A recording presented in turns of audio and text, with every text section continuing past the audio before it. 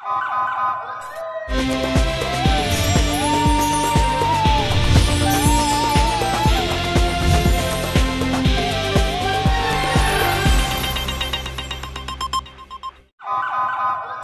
پہلے نظر ڈالتے ہیں اب تک کی بلیٹن کی۔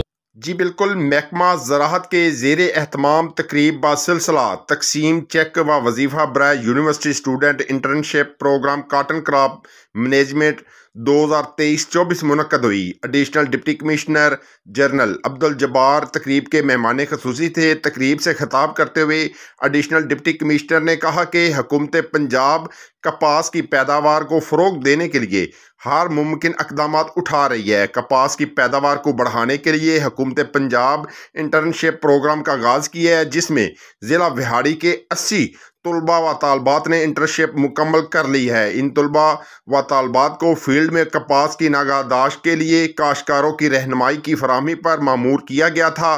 انہوں نے مزید کہا کہ نوجوانوں کو انٹرنشپ کرانے کا مقصد زراعت کے شعبے میں ماہر بنانا ہے تاکہ کپاس کی پیداوار کو بڑھانے میں کسانوں کی رہنمائی کر سکیں۔ طالب علم نے اپنے اندر مہارت پیدا کریں اور سینئر سے عزت و احترام کا رشتہ برقرار رکھتے ہوئے رہنمائی حاصل کریں اور اپنی فیلڈ میں نام پیدا کرنے کے لیے بھرپور کوشش کریں تاکہ عملی زندگی میں کامیابیاں سمیٹ سکیں۔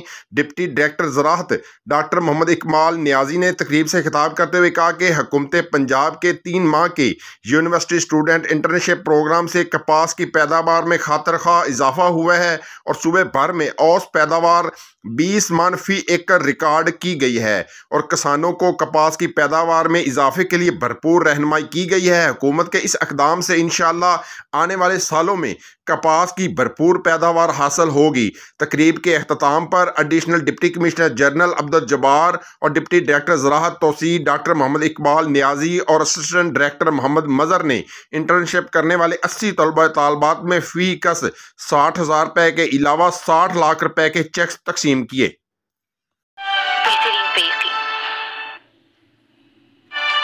GFC واشنگ مشین، بہترین پیس